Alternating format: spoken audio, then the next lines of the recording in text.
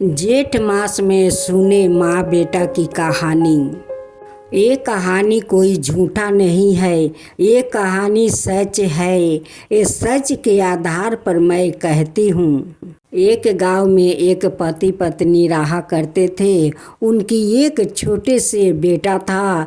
जब 5 बरस के हो गया तो उनकी पिता को मृत्यु हो गया।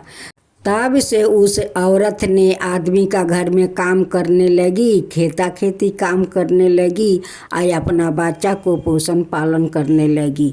करते करते जब पूरा 5 बरस के हो गया तो एक दिन औरत अपना बेटा को स्कूल में जाकर भर्ती कर देती है। पहला दिन उनकी बेटा एक बच्चा को बैग में से कलम चुरा कर ले आता है। अपना माँ को कहता है कि माँ देखो, एक बच्चा को बैग से मैं कलम लाया हूँ। माँ कहती है कि बेटा उस कलम के रख दो, उस कलम से तुम लिखना। फिर जब दूसरा दिन जाता है स्कूल, फिर एक बच्चा को बैग से एक खाता चोरा कर ले आता है। कहता है कि माँ देखो, आज मैं खाता चोरा कर लाया हूँ। माँ कहती है कि बेटा रख दो, उस पर तुम रोज लिखना। उस औरत का बेटा जैसे जैसे बड़ा होता गया वैसे वैसे वो चोर बनता गया। लेकिन वो माँ कभी अपना बेटा को नहीं बोली कि बेटा ये सब चोरी करना गलत बात है। कभी अपना बेटा को कुछ नहीं बोलती। वो जो भी चोरा कर लाता है माँ तो खुश हो जाती है। जैसे जैसे वो लड़का बड़ा होता गया वैसे वैसे वो बड़े बड़े घर में चोरी करने लगा। अब तो उनकी बेटा बड़े बड़े चोरी करने लगा। उस औरत ने घर का काम भी छोड़ दिया, खेती का काम भी छोड़ दिया।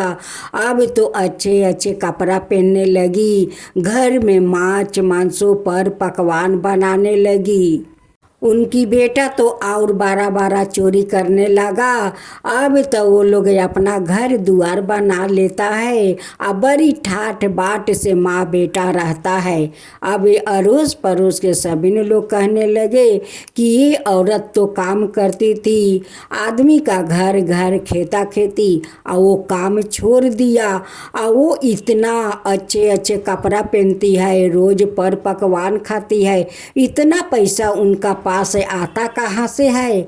उनकी बेटा तो कोई काम नहीं करता है, लेकिन इतना पैसा कहाँ से आता है कि इतना अच्छा कपड़ा पहनती है, पर पकवान बनाकर खाती है, माछ मदिरा खाती है। ये सब कहाँ से आता है? उनकी बेटा अपना ही गांव में चोरी करने लगा। अब तो वो लड़का 12 घर देख कर वो डकैती करने लगा। अब तो सब लोग कहने लगा कि भाई ये कहाँ का चोर आता है? हम लोग के सारा धन मेहनत से कमाते हैं और वो लूट कर ले जाता है। एक दिन सारे गांव के लोग इकट्ठा हुआ और अपने ही में बात विचार किया कि आज हम लोग जाग कर रहेंगे, देखते हैं कि कहाँ का चोर आते हैं, हम लोग के मेहनत किए धन सब चुरा कर ले जाता है। जिस दिन वो लोग अपने ही में सभी लोग मिलकर विचार किया, उस दिन अपना अपना घर में सब लोग जाग रहे थे। उस रात को कोई नहीं सोया। उस दिन उनकी बेटा एक 12 घर में ढुकता है। जैसे ढुकता है वैसे वो लोग उन्हें पकड़ लेते हैं। कहते हैं कि ये तो उस औरत के बेटा है जो औरत किसानी काम कर रही थी, आदमी का घर में काम कर रही थी। वो आदमी आज अपना इतना अच्छा घर दुआर बना लिया है, इतना अच्छा अच्छा खाना खाती है, इतना अच्छा अच्छा पकवान खाती है। ये सब इनकी बेटा का काराधारा है। यही सब तो गांव में चोरी करता है। तभी गांव वाले उसको बहुत मारते हैं और मार कर थाना में ले जाकर वो पुलिस के हवाले कर देते हैं।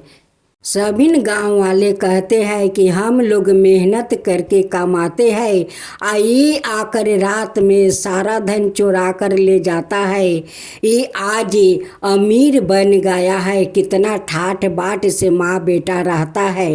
सभी गांव वालों कहने लगे कि इस चोर को फांसी होना चाहिए, ये बच गया तो फिर हम लोग का बर्बादी करेगा, हम ना जाने कितना घर को वो लूट लेगा, इसलिए हम लोग चाहते हैं कि इस चोर को फांसी हो। थाना का पुलिस कहने लगा कि इसे तो कोर्ट में उठाना होगा, कोर्ट में जो ऑर्डर होगा वो ही होगा। दूसरा दिन उस चोर को कोर्ट में ले जाया गया और सभी गांव वाले कहने लगे कि हम लोग इसका फांसी चाहते हैं, इसका फांसी होना चाहिए। हम लोग के ना जाने सारा धन ये चोरी करके बहुत आराम से माँ बेटा रहता है और हम लोग के काम करते करते ना जाने कि हम लोग के हाथ और पैर में कितना छाले पड़ते हैं। सारे गांव वालों की बात सुनकर उस चोर को फांसी का ऑर्डर हो जाता है। जब चोर का फांसी घर में ले जाकर उनकी गले में डोरी लगाया गया तो वहाँ पर जल्लाद पूछा कि तुम किसी से मिलना चाहते हो? वो बोला कि हाँ, मैं अपना माँ से मिलना चाहती हूँ। माँ का बुलावा आता है, माँ अपना बेटा से मिलने जाती है। बेटा को गले में रस्सी लागे हुए देखकर वो रोने लगती है, कहती है कि मेरा बेटा को छोड़ दीजिए, कहती है कि मेरे बेटा को फांसी पर मत उठाइए, मेरा बेटा को छोड़ दीजिए। तब जल्लाद कहता है कि जब तुम्हारा बेटा चोरी करके धन लाकर देता था तब तो तुम नहीं कही कि बेटा तुम चोरी क्यों करते हो, चोरी मत करो, चोरी करना गलत बात है। तभी तो अपना बेटा को अच्छा बात नहीं सिखाई, अच्छा काम नहीं दिखाई, तो आज भुगतो, आज तुम्हारे कारण तुम्हारा बेटा फांसी पर उठता है। बेटा कहता है कि माँ, मैं तो अब फांसी पर उठने वाला हूँ, तुम मुझे एक मेरी इच्छा पूरा कर दो। माँ कहती है कि कहो बेटा, कौन ऐसा इच्छा है? वो कहने लगा कि माँ, जैसे तुम बचपन में आंचल से ढाक कर अपना दूध पिलाती थी, वैसे ही आज भी अपना आंचल से ढाक कर अपना बुक में एक बार मुँह लगाने दो माँ। जैसे माँ अपना बेटा को आंचल से ढाकती है वैसे बेटा भर अकवारी पकड़ लेता है, कहता है कि माँ, आज तुम्हारे लिए तो मैं फांसी पर उठता हूँ, मैं तुम्हें छोड़कर अकेला मैं कैसे फांसी पर उठ सकता हूँ? मैं उठूँगा तो तुम्हें लेकर उठूँगा, मरूँगा तो तुम्हें लेकर मरूँगा। माँ, तुम्हें पता है जब पहला बार मैं स्कूल में गया था, एक बच्चा को कलम चुरा कर लाया था और तुम्हें बोला था माँ, तो तुम क्या बोली कि बेटा कलम रख दो, उससे पढ़ना। फिर दूसरा दिन मैं खाता लाया, वो भी दिखाया, वो बोली कि बेटा रख दो, उस पर लिखना।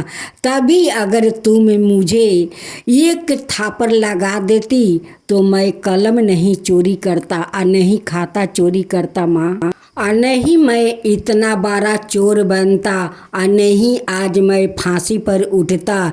तो मैं तुम्हें कैसे छोड़कर उठूं?